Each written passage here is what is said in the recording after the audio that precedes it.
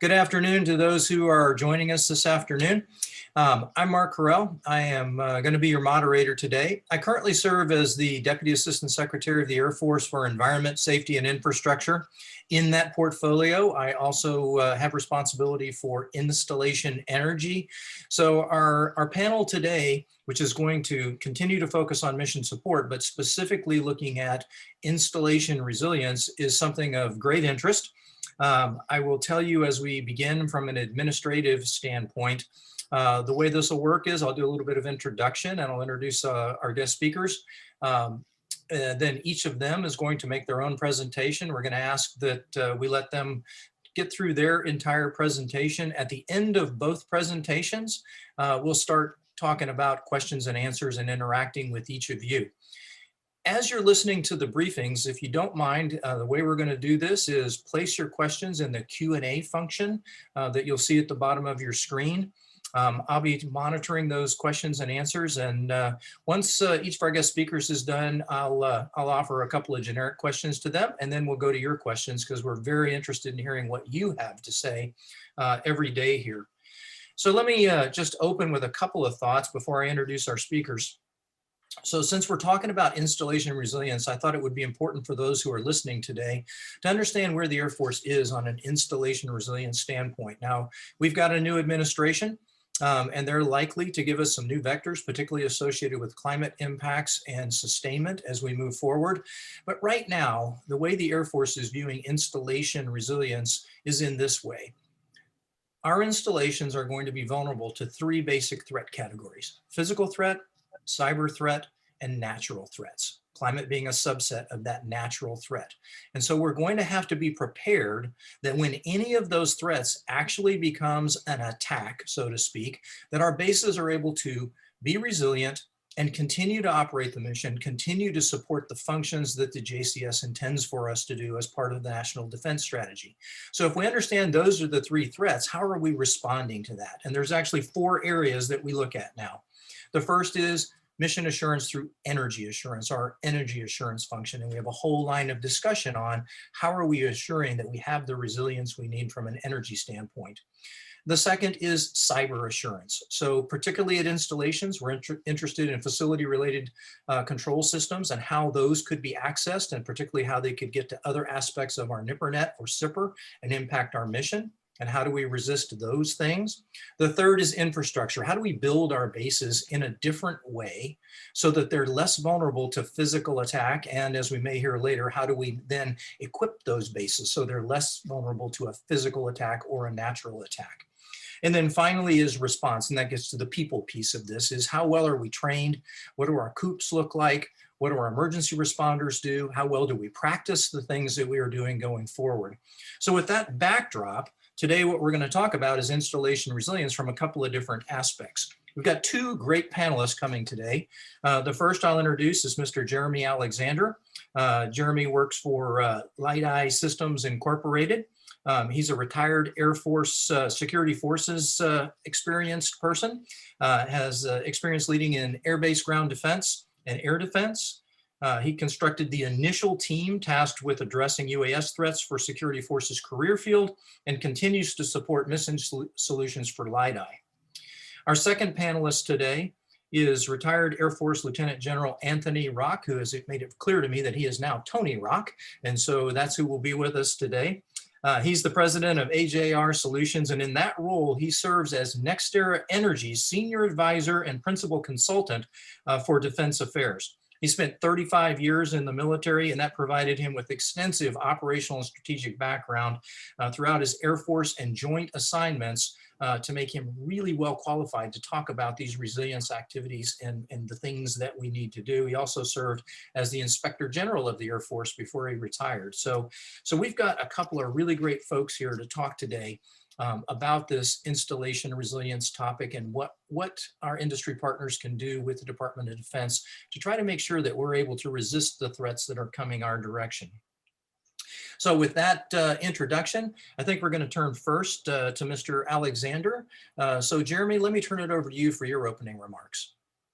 Thank you, Mr. Correll. I do appreciate the intro, and to the wider audience, thank you very much for having me today. going to share my screen here for a moment. My intent is to not bore you with PowerPoint today. I'm going to give you a real high level overview of what we do and what we've provided for the Air Force and the Army so far with regard to threat mitigation. And then I'll let the questions come in after that.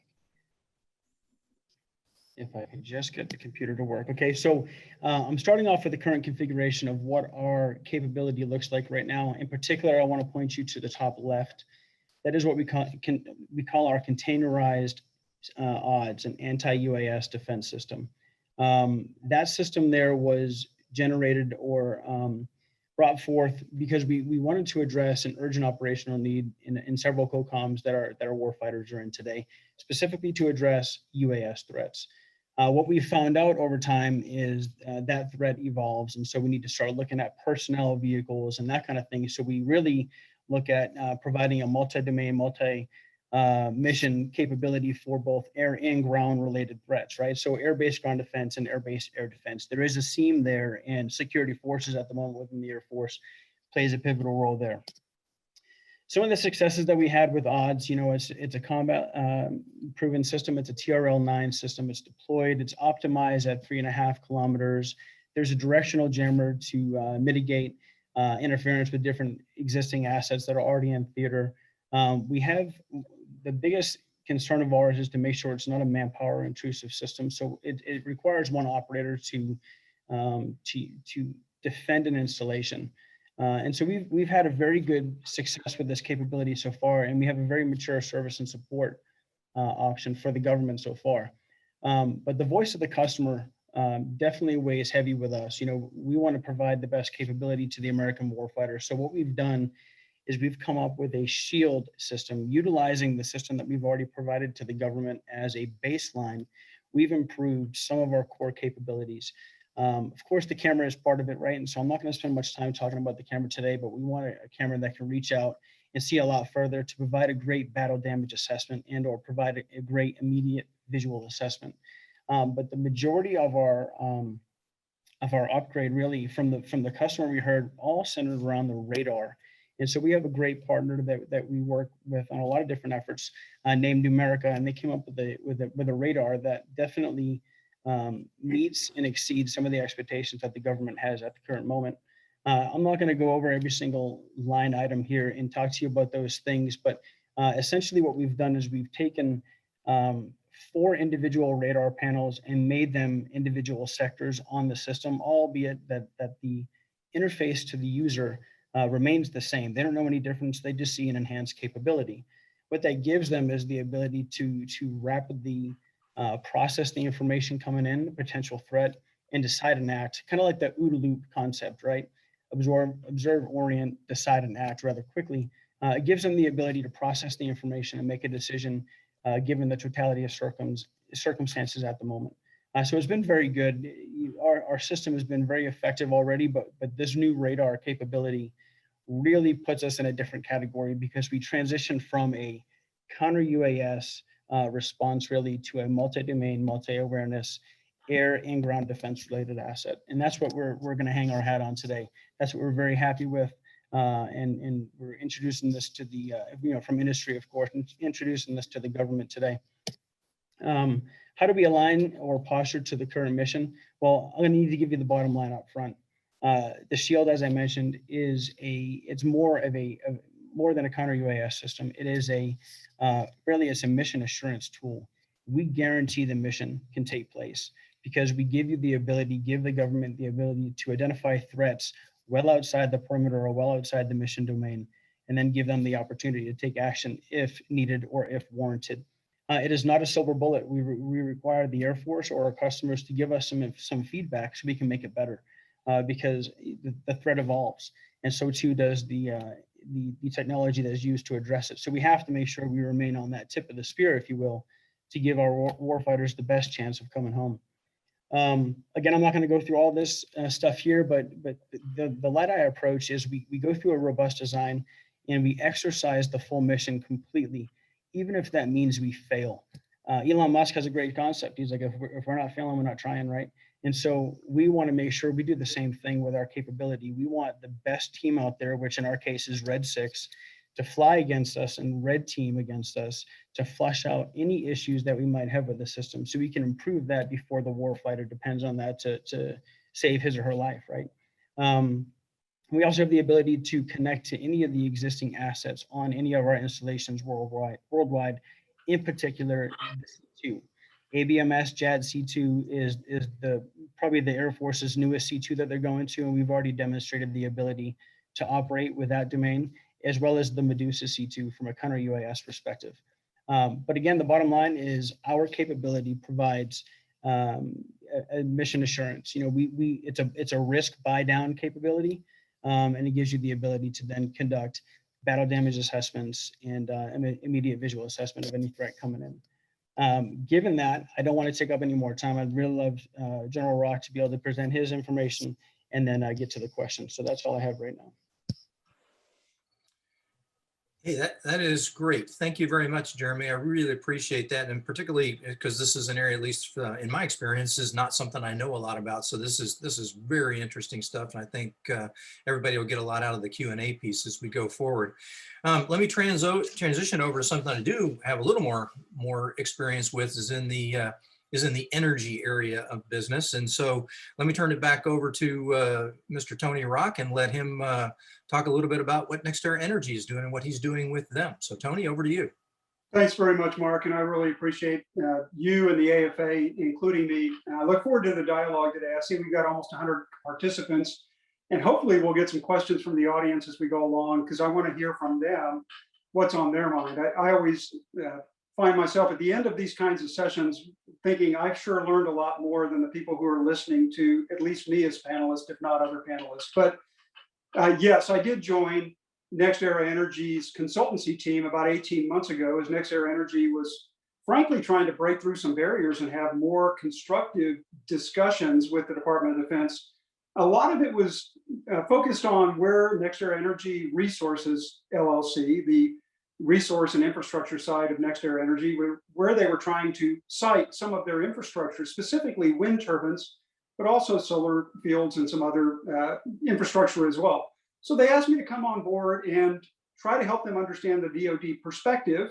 And largely that turned quite often to the US Air Force, and understandably so, because the US Air Force cares deeply about things like hazards to flight for low-level flight, radar interference, the ability to protect and defend missile silos and nuclear weapons and those kinds of things. So this has been a real learning opportunity for me, but also for NextEra Energy, I think, as well. And we are making a lot of great progress with specifically the US Air Force, but across the Department of Defense. And I found that there are an awful lot of intersections with what NextEra Energy does and the US Air Force, both in operational impact, but also in strategic opportunity. I will tell you that in my 18 months with NextEra Energy, I have been encouraged, not just by the willingness of the NextEra Energy team, from developers in the field to the executives in the C-suite, to engage and willingness to engage, but in fact, their appetite to engage with defense stakeholders. And that's very encouraging across the entire Department of Defense spectrum. And that goes from the wing staff out in the field, places like Vance Air Force Base, where the wind blows hard, all the way up to the Pentagon. And so that's been positive momentum, and I think we're moving in the right direction. At the end of the day, it all starts with communication and a conversation. And that's what we're really after, is to try to understand the views of others, the stakeholders, whether that's local community, whether it's Department of Defense, whether it's Department of Energy, or any other stakeholders that are out there. And understanding the DoD requirements will help with industry innovation, trying to match some of the capabilities, products, services, innovation that specifically the energy industry writ large is making great strides in, and how the Department of Defense might be able to take advantage of that. I'm also encouraged that we're including non-traditional defense partners, like NextEra Energy is what I call a non-traditional defense partner in these sorts of venues, so that we can establish relationships, better understand each other, and hopefully follow on with additional executive level and developer level, action officer level conversations going forward. I think we also need to understand that mission assurance is about we're talking about infrastructures, we're talking about Space Force and Air Force bases as a weapon system, and making sure that they're not just places where we take off and land or maybe launch satellites, but in fact, they are war-fighting weapons systems, and that resiliency, that mission assurance is no different than when I used to strap into an airplane. I needed my mission assurance to know that it was going to get me to the fight, get me through the fight, and then get me home. So I think that's a good way to look at our terrestrial bases as weapon systems. I will tell you that NextEra Energy, as a Fortune 500, and last time I looked, I think they're number 162 on the Fortune 500 list, probably the biggest company you've never heard of, $160 billion market capital company. And to give you a sense of scale, that's larger than McDonald's and larger than Royal Dutch Shell. So it is a big company that brings scope and scale and innovation capabilities to anything that it does. And that's where there's some real opportunity for the Department of Defense to use what I lovingly refer to as OPM, other people's money, right? How do we leverage industry innovation to take advantage of that for military progress, military capabilities, and defense priorities? So NextEra Energy is well positioned to work with the Department of Defense on innovation. There's a natural intersection, although it's a non-traditional defense partner. And the scope, scale, breadth, and depth of what NextEra Energy does is something the Department of Defense can use it as their intent is to truly innovate and to get greater capabilities with greater resilience and mission assurance. And oh, by the way, meet the mandates of climate change directives from the administration to say, we want it to be more mission assured, we want it to be more resilient, more sustainable, more adaptable, but oh, by the way, also cleaner. And if we can make it cheaper, so much the better, right? And I've read, Mark, your document, the energy strategy that's out there, and I think that it talks about the fact that we used to look at things kind of on a three-legged stool out there and say, well, there's cost, there's mission assurance, and then there's the efficiency piece of it. But now we're looking at mission assurance as being the strongest of those legs and the most important, meaning that, and at the same time, we still have administration mandates to get to cleaner production and distribution of energy. So whether you're looking at wind and solar, and NextEra Energy is the largest producer of wind and solar electricity, not in the nation, but in the world, but also has nuclear plants, also has gas-fired turbines, high-capacity battery storage, and something very exciting, which I'm only starting to understand, and that's green hydrogen, right? So NextEra Energy is just on the cusp of looking at that as a potential growth area, and we can talk about that as we go along, and those things hold immense promise. So I'm looking forward to the discussion today. I think there's things where energy industry intersects well with Department of Defense, and we can get to your not just appetite, but demand for mission assurance and resilience. I'm looking forward to follow-on engagements that grow out of these kinds of venues. And I'm looking forward to deepening relationships from the C-suite and the E-ring in the Pentagon all the way down to the wing action officers and the industry energy developers that have got that great appetite to go engage with defense stakeholders. So let me stop there and let's see what kind of questions you've got and then the audience has. All right, well, thanks, Tony. I appreciate that. And that's all great stuff for me anyway. I really get excited about talking about energy and resilience and all the other aspects of installation resilience. So as we get ready to start to go into questions, again, I'll ask the audience, and I see we're up to about 102 participants, so there should be a lot of good questions out there. Please send those in through the Q&A function, and I'll kind of proctor those as they come in.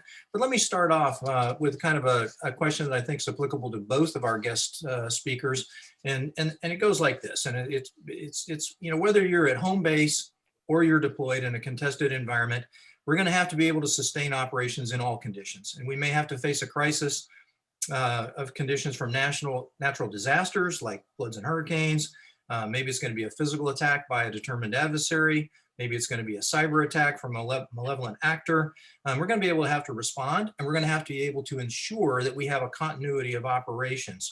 how can we partner with industry? That is, we, the Air Force and the Department of Defense. How can we partner with industry, first of all, to monitor these threats, and then to respond and recover from their effects?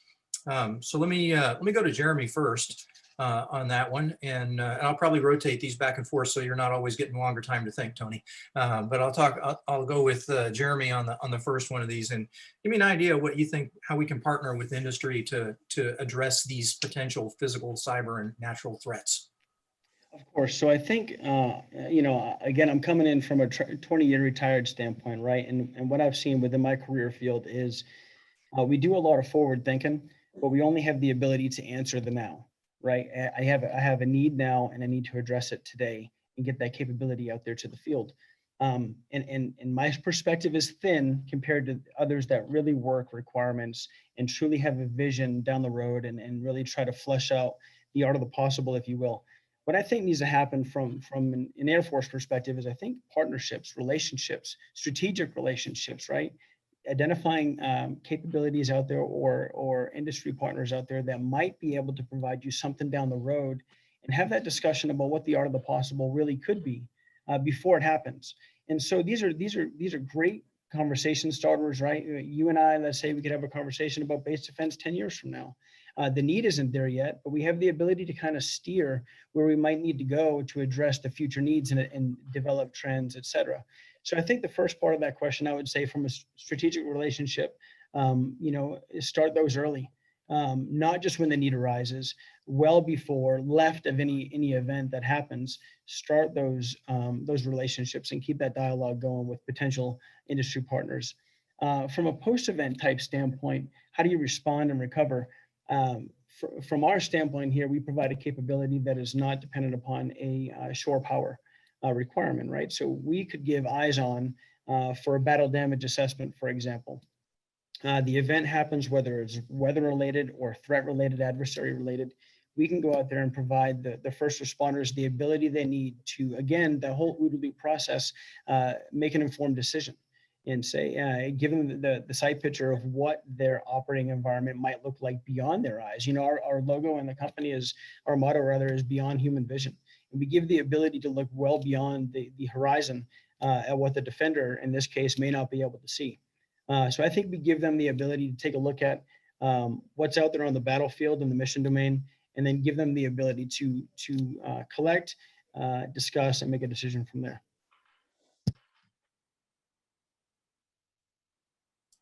All right, thanks, Jeremee. I appreciate it. Tony, your thoughts? Sure. So you started with how do we come together to see things and exchange information, right? I absolutely agree with Jeremee. Relationships are hugely important, and we have to establish those left of bang or left of landfall. If it's a climate event, it's one thing. If it's a determined adversary who's physically attacking us, it's something else. If it's cyber, it's something else. But how do we see our operating domains? How do we exchange information, staying within security classifications as we need to? Part of that's establishing institutional relationships. I know that Phil Musser, the Vice President for Government Affairs of NextEra Energy, would be happy for me to have this open invitation that I offer, and that is, let's get the right folks at the right levels to go down to Juno Beach, Florida, just north of Palm Beach, to NextEra Energy headquarters and headquarters of Florida Power and Light, the nation's largest regulated utility. And let's let them see what the operations center looks like for a company like NextEra Energy. They're watching everything from climate events to the actual real-time production of over 50 gigawatts of energy that they sell as a commodity. NextEra Energy produces and distributes electricity as a commodity from all sources: gas-fired turbines, nuclear, wind, solar, high-capacity battery storage. So I have been in Cheyenne Mountain as a Deputy Director of Operations for U.S. Northern Command. I've been in the basement in Colorado Springs, a building in U.S. Northern Command headquarters. I will tell you that NextEra Energy's operation centers, and I'm sure many other large industry operation centers, rival anything we have in the Department of Defense. But if we established left of bang the relationships and the communication exchange between what they're seeing from a large portion of the infrastructure grid to the US Department of Defense, who can gain from that information. So that answers part of your question, which is how do we prepare for these kinds of things? And it's about relationships, institutional relationships, and information exchange within classification guidance. Number two, how do we react together? Well, from an energy point of view, the Department of Defense is largely a consumer and a customer of local utilities that provide their electricity, right? So this is where, you know, if there's not a perfect match, we can still use things, and I'll use Florida Power and Light as an example. Florida Power and Light recently, in the last 18 months, acquired Gulf Power, which has the panhandle of Florida. And Gulf Power is working with Tyndall Air Force Base on the reconstruction of Tyndall Air Force Base as a base of the future. Gulf Power was also quick to help Pensacola about 8 months ago, and Pensacola had a significant hurricane event, and the Gulf Power folks were actually there helping the engineers on base at Pensacola before anybody else could, because they were live and local. So there's a relationship there that's established left of bang or left of landfall that can be capitalized upon. But it starts once again with communication and conversation. And look, I spent a long time as a senior officer in the Air Force doing the big giant hand saying, you know, no, I don't want to talk to you, because if I talk to you, I have to talk to everybody. But I will tell you that there's so much power in executive conversations that then help give guidance to the action officer level work. So I would encourage the Department of Defense leaders, and that includes wing commanders, you know, all the way up to the Pentagon, to talk to their representatives, have these conversations. You know, we're not trying to sell you anything. We're just trying to establish relationships that we can capitalize on when that bang happens. The final thing I'll say here before I turn it back to you for additional questions is, you know, Mark, having read through your installation energy strategic plan, one of the things that jumped out at me was there's a plan before the end of fiscal 21 to have 5 installations disconnected from their power grids as an exercise called an energy resilience readiness exercise. That's great. Are you including, either as observers or participants, representatives from the energy industry that can watch that, give you advice should you want it, and collect, in their understanding, collect your requirements so they can come back to you with solutions? Nobody wants to bring a solution in search of a problem, but if they can match their solutions to your requirements and they can discover that during an exercise, awesome. And I've seen, having been in training and exercises and leadership in training and exercises in a number of positions throughout my career, I've seen the power of relationships being established during exercises when you're not, you know, we always used to say at Northcom, the worst place to exchange business cards is at the scene of the crisis, right? So how do we establish those relationships left of bang or left of landfall? We do it by taking advantage of things that are stressing environments, but not stressing like a hurricane, but rather controlled stress like exercises. So those are a few thoughts on how we can exchange information, establish both personal and institutional relationships, react together when the actual crisis is happening, and take advantage of things like exercises to establish relationships, deepen relationships, and then generate follow-on discussions.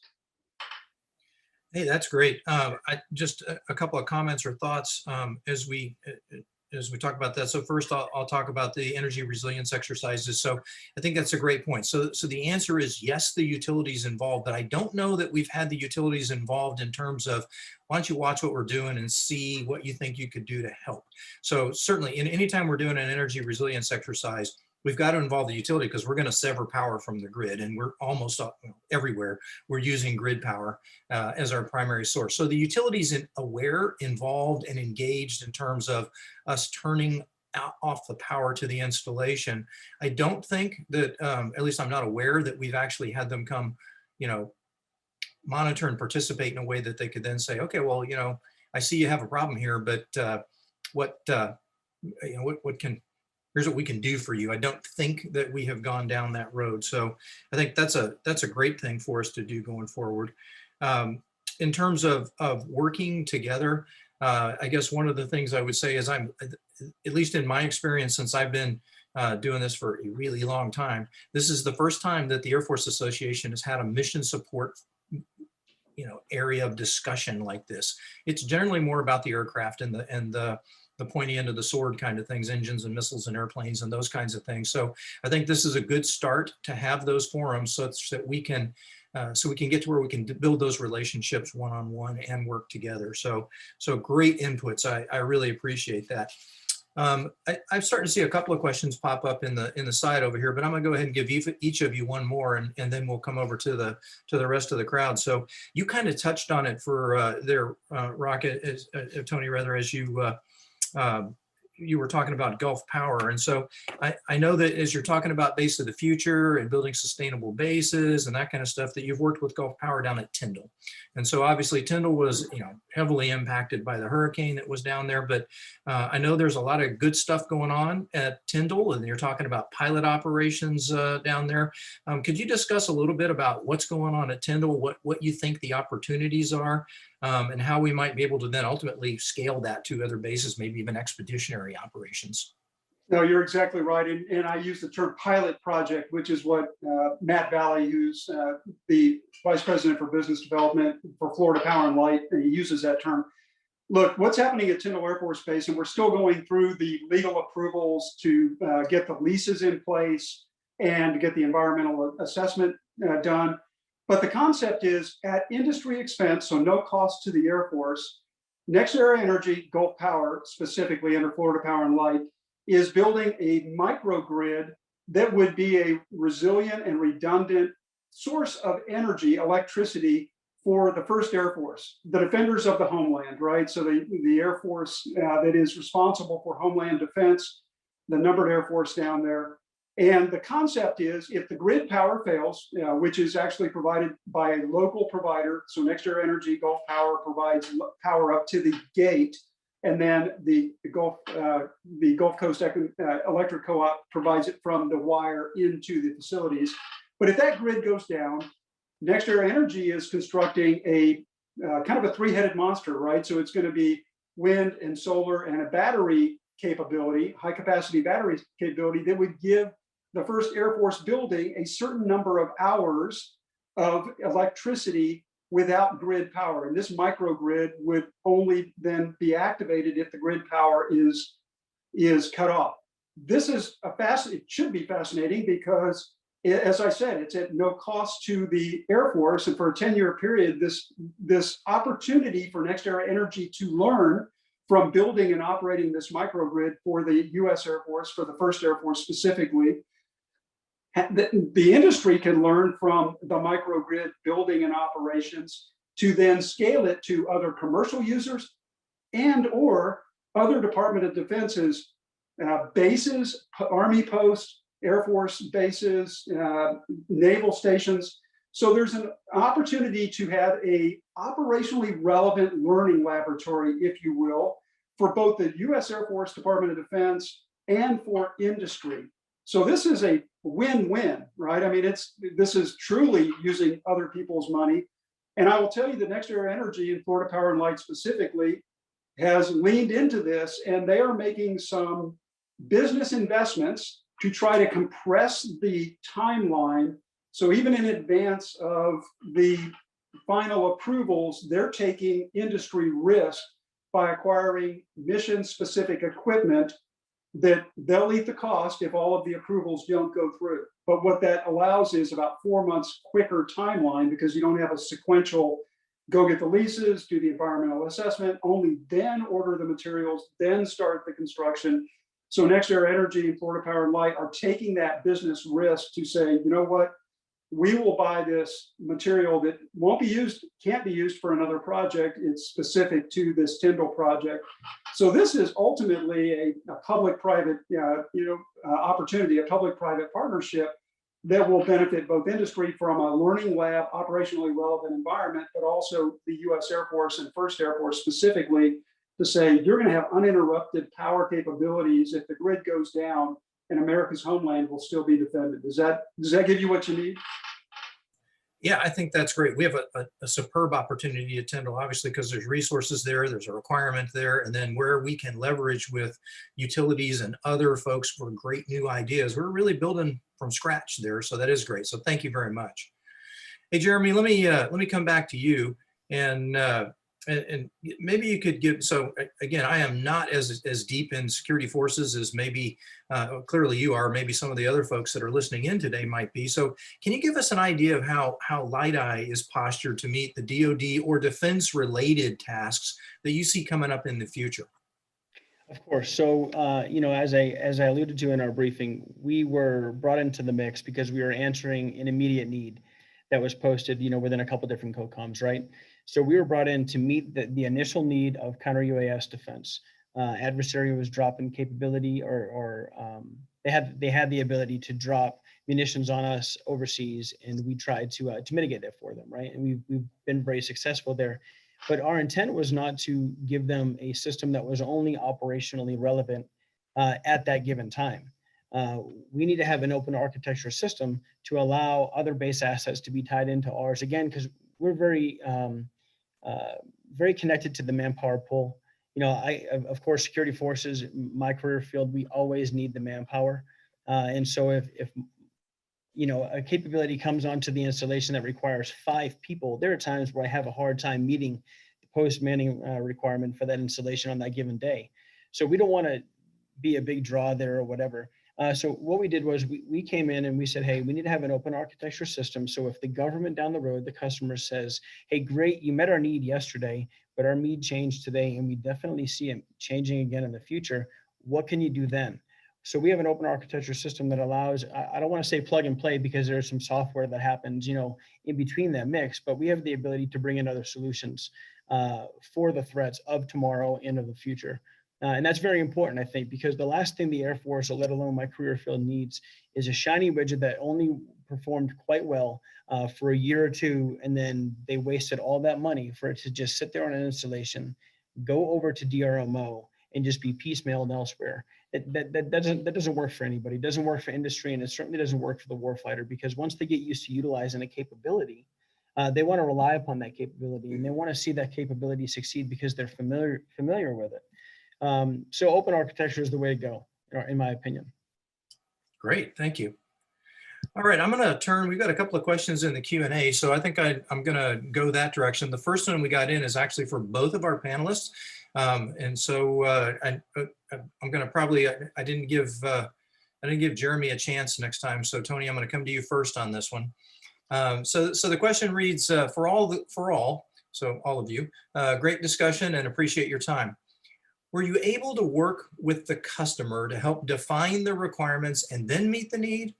Or did you simply bid on something that was posted in Fed BizOps? This individual says, my supposition is that we could do better, we could be better served with industry engaging the customer before the requirement development to tackle the you don't know what you don't know kind of situation and create a better all-encompassing solution.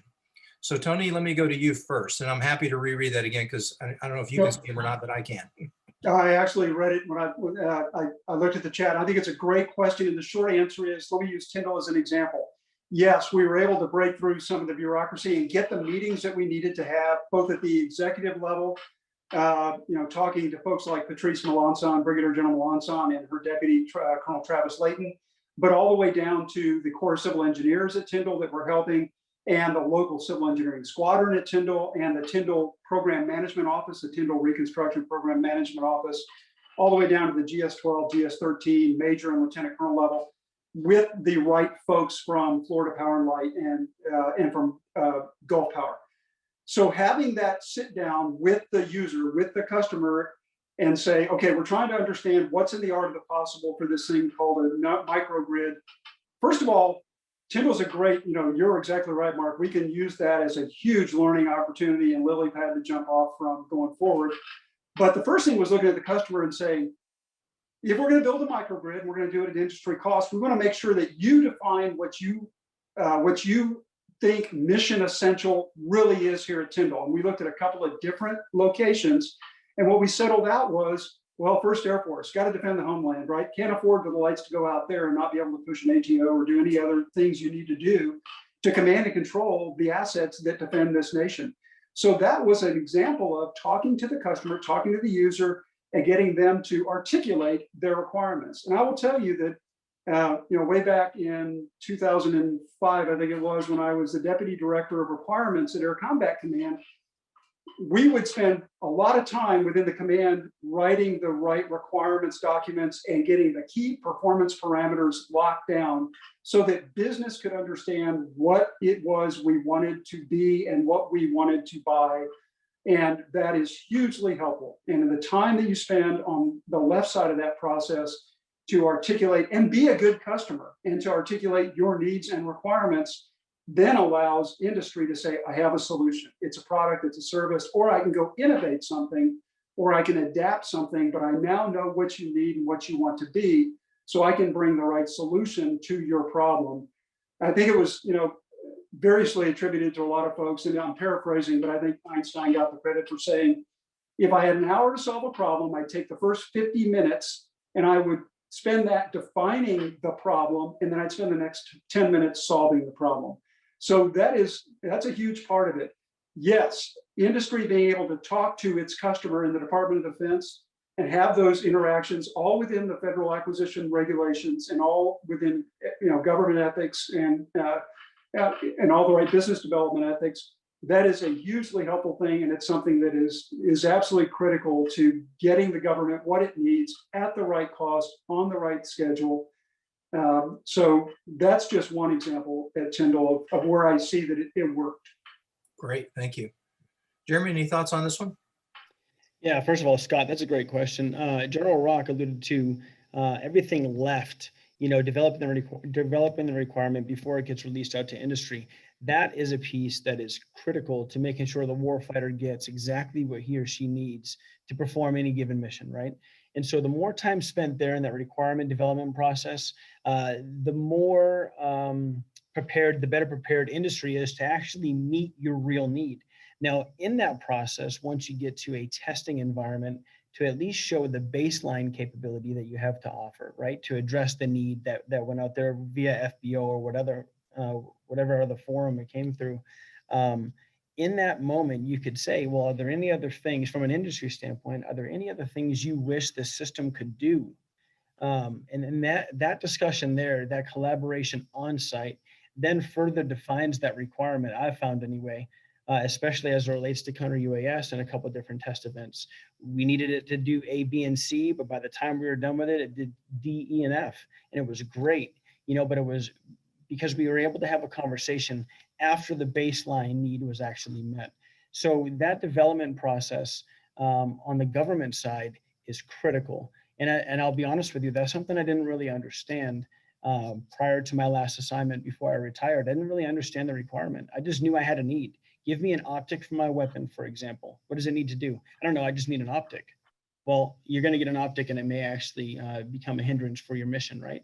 So then developing the requirement and discussing exactly what you need and pushing that out to industry, they usually come back with some incredible answers and solutions for you. And oftentimes they'll give you the ability to look at things from a different lens, which actually goes, Mr. Correll, to your discussion before, exercises and have an industry come along and tag along and give you a different perspective.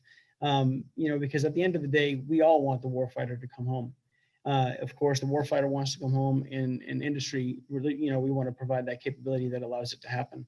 So that's what I have for you. Great, thank you. All right, I have, there's another question in the Q&A. This one's directed to Tony. It says, as we discussed installation resiliency, the energy needs to reach the installation. How is NextEra Energy improving your transmission grid resiliency and engaging to improve the national grid resiliency? Is there potential for more partnering with DoD or the larger federal government? So the answer is to the last part, yes, so we can talk about that in a moment, but let's just talk about one example. And I'll go back once again to the Panhandle of Florida and Panama City. So when I went down there about, well, now it's been almost 18 months ago, it was the fall of, I have to do my math here, 2019. And as we were having these discussions with the Tyndall Program Management Office, Tyndall Reconstruction Program Management Office, I got to drive down Highway 98 and see the destruction from Hurricane Michael. And I will tell you that there were areas in Panama City that it rivaled what I had seen in 2011, my year in Baghdad, and some of the other places like Taji and Tikrit and Kirkuk and other places that were pretty torn up. And that's what that's what nature does when it recapitalizes for you.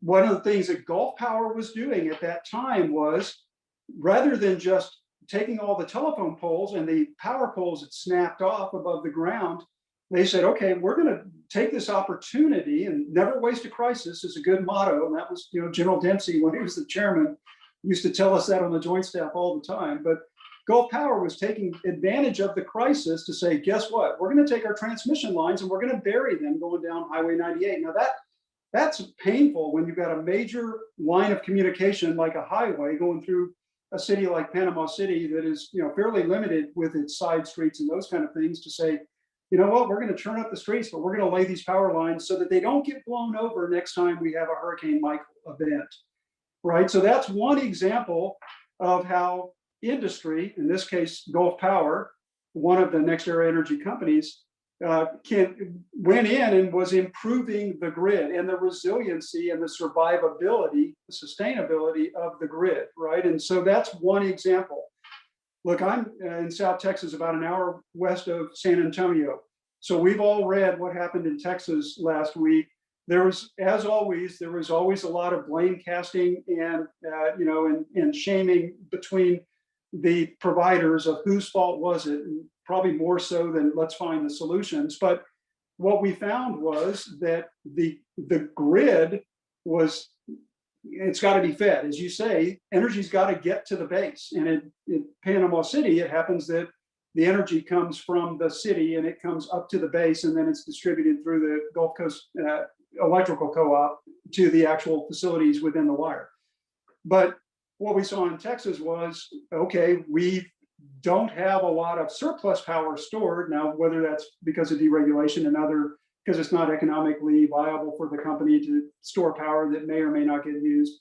Those are all great questions, but the better question is, what are we going to do about it in the future? And this is where you start crossing over to things like high capacity battery storage, green hydrogen, where you have the ability, when you do have surpluses, and it's not necessarily in the winter in Texas when it comes to snowy wind turbines, because they're not heated, they're not made from the materials that they use in the Midwest that are resistant to icing. But when you do have the ability to, from solar and wind sources, have excess production, that rather than curtail those sources, you have the ability to put it into green hydrogen, pack that hydrogen into pressure storage, and then use some of the turbine infrastructure that already exists, gas-fired turbines and those kind of things. There may be some opportunity there in the future to say, hey, if natural gas is going to be limited for distribution, do we have the capability to store high capacity or high pressure hydrogen? Now, at the end of the day, guess what? The gas-fired turbines, the turbines still have to run. And if they freeze up, you can have all the natural gas or all the hydrogen, green hydrogen in the world, but if the turbines can't run because they're frozen up, then you're not producing power. So that's an example of what NextEra Energy has already done to help some of the national grid, which is made up of local utilities, specifically the example in Panama City, but also the example of potential future use of green hydrogen. As to the opportunity for the Department of Defense to take advantage of some of that, absolutely, because again, Department of Defense, if I'm not mistaken, is the largest of the governmental users of energy. Part of that's operational energy, think fuel for green and gray things and beige things like tanks and planes and ships. But the other part of it is installation energy. And Mark, you know better than anybody, we suck up an awful lot of electricity in the Department of Defense with all the facilities we've got throughout the country and around the world. So yes, industry is absolutely invested in making the national grid, which is made up in many cases of local utilities, into something that's more sustainable and survivable. Hey, thanks, Tony. So one thing I just want to add on to that, because it's right in line with what you're saying, just from an Air Force perspective. So generally speaking, when we talk from an Air Force perspective of the 3 threats that I mentioned up front, the presumption is we will be what I call separated from the grid. So grid resiliency is an important thing, but it really applies more to the natural disaster aspects of this. When it comes to physical attack and cyber attack, our expectation is that our adversary will know what the weaknesses are and will attack it in such a way that the grid could be running just fine. We could have all kinds of power outside the gate, but no access to it, either because of a software hack that has allowed us not to have the switches work or whatever, or a physical attack that means we actually can't transmit power. So as you're looking at each of these things, as industry is, we've gone out and said, okay, we want grid resiliency from a national grid standpoint, and we're happy to support that. But we've also got to look at how do we have our own generation on the base, or like you just mentioned, battery storage that allows us to be self-sufficient when an adversary, whether that be Mother Nature or somebody else, makes it so that we can't get to the power, at least in time, to do the missions that we need. So I think some of the things you're talking about there, besides just, are we going to have, electricity humming in the lines, is what are we going to do when it's there, but we can't get to it, is right on target. So thanks for that. We don't have any more questions in the open in the Q&A right now, but we have more time. So one of the things I'd like to ask each of our panelists is, so give me an idea of what you think are the greatest challenges that you face working with the Department of Defense to try to get these things done. So let me start. I'll go to Jeremee first, since Tony just had a chance to talk. And so give me an idea, Jeremee, of what are kind of the challenges that you see working with the Department of Defense, or maybe specifically the Department of the Air Force, and what do you think we ought to be doing differently to fix that? So, this also ties back to Scott's question that was asked previously. Once I transferred out of the Air Force, I lost visibility on the actual need. Of course, I think like a defender. I've been a defender for 20 years, and then remained there after I retired for a short while. I know what the defender needs and wants, but are they postured to actually go after it then and there? That we don't know. So I think the greatest need for us in industry, the greatest challenge that I've had, at least in my seat, and from business development, defense solutions here at Liteye, is understanding exactly what the government's need is today. And I don't just say from the Air Force. I mean, it's across the board. I will tell you that the security forces mission is transferable to the Marine Corps, the Army, the Navy. Maybe base defense is base defense, and there's some different ways we go about doing it. But at the end of the day, it's the same, because it's mission assurance. You ensure the mission actually continues, or you don't. And if it does, you succeed. And if it doesn't, you failed, right? So for me, the greatest challenge is understanding the actual need without having the crystal ball, of course, right? Understanding the actual need from the government and having them open up to us and be able to have that conversation, that relationship, that partnership that's non-committal to them. I think a lot of times from the government side, they don't want to talk to industry because they feel as though, and in some cases, to be fair, they're true. They're justified in their thinking. They feel as though industry is going to expect an order to come in right then and there. And they're going to say, yeah, but you said you wanted it. So I went out and spent all this money and I developed a product for you. I think, having the ability to understand what the requirement might be down the road and having some discussions would be beneficial. And I think it can actually mitigate the greatest need that I have on my side, is understanding what the need is today, and understanding for the future planners what they think their need is going to be tomorrow without committal, and the expectation from our purchase on our side. All right, thanks. That's a great point. All right, Tony, your thoughts? Yeah, so I will tell you that access to the folks at the right level, from the base level planners all the way up to the Pentagon, and having the ability to have conversations and to explore opportunities is hugely important. The next thing is we've got to learn to think a little differently, right? We talk a lot about embracing innovation and innovate faster or lose, change faster or lose, and those kind of things. But we've got to come at things from a different perspective. General Goldfein, as the Chief of Staff of the Air Force, was, I can't tell you how many times I heard him say, let's not start with no because, let's start with yes if. And then let's talk about how expensive and how hard the yes if is, but let's figure out if it's even in the art of the doable. And let's define what that looks like up front. I will tell you that industry is willing to make a lot of compromises to get to yes. Tell me what yes looks like, and then let me tell you if it's too expensive for me or if I can do it for you. As far as the other part of thinking differently, General Mattis was famous for the quote, "Unleash me from the tether of fuel." And what he was talking about, this was years ago, and trying to move up into Iraq, and mobility was really important, but we become limited by the ability to refuel our vehicles, refuel, in fact, our power sources. I saw in Baghdad, as the commander of Sather Air Base, that we had dozens of generators, and these things were as big as panel trucks, and they were brought in on pallets, but we had to fuel them with diesel fuel. Well, what about, and this is not easy, but it's maybe in the art of the possible, what if we had a combination of those kinds of production and distribution capabilities, but we also had in the future the ability to scale up opportunities using things where energy is already present. For instance, wind, solar, high capacity battery.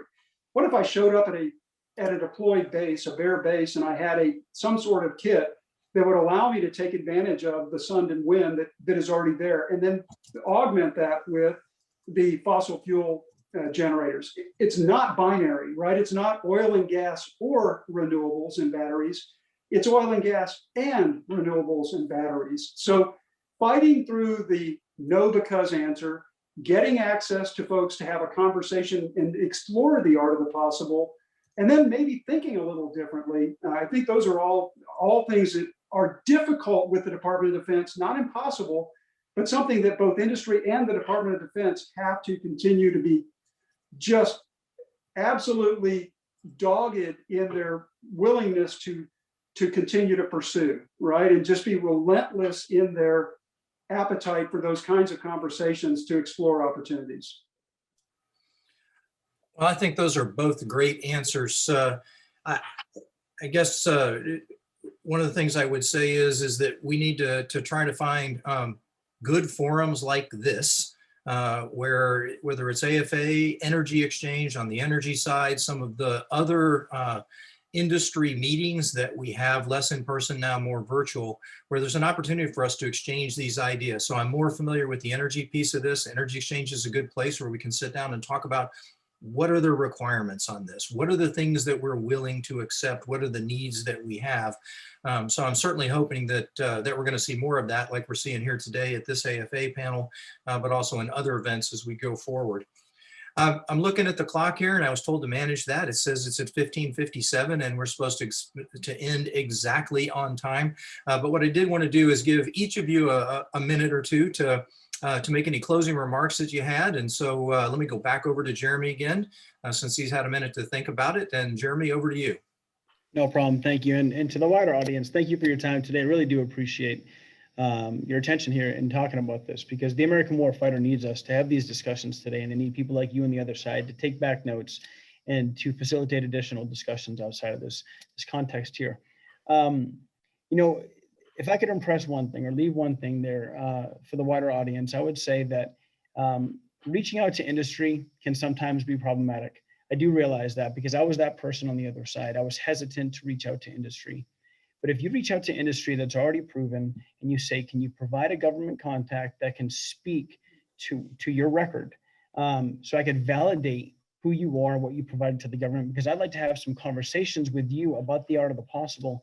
I think we could actually flesh out a lot of these needs well to the left side of launch, right? We can actually have a great collaboration and a great discussion, and we can be part of the planning that the government would use going forward to address needs down the road. I do appreciate everyone's time. I realize that my perspective is from a security forces perspective, so you probably hate me, and I'm okay with that. But thank you very much for your time, and I look forward to doing this again in the future. All right, thanks, Tony. Real quickly, look, as I said, it's not binary. It's got to be more of everything. Our national power, it grows from expanded and enhanced capabilities, our policy choices, and getting more sovereign options, not less. More energy options equate to more policy options for effective national security, and that national security and defense policy goes hand in hand with a strong energy policy. Communication is key. Now, at the risk of alliteration, I always like to highlight that it's about communication, conversation, cooperation, collaboration, coordination, compromise to reach consensus. And so it's all about those C words. And the reason the NextEra Energy has become the biggest in the energy sector and domain, it's not by accident. It's because they look at what the customer needs. They bring solutions at reduced utility costs with cleaner production that's more sustainable and resilient. And that's what NextEra Energy wants to be, as a mission assurance partner for the U.S. Air Force and Department of Defense. Well, super. Well, thank you very much both our panelists for joining today. Thank you for attending and participating in our seminar today. And I wish you the best as you move on to the next sessions that you have. So thank you very much. Thank you.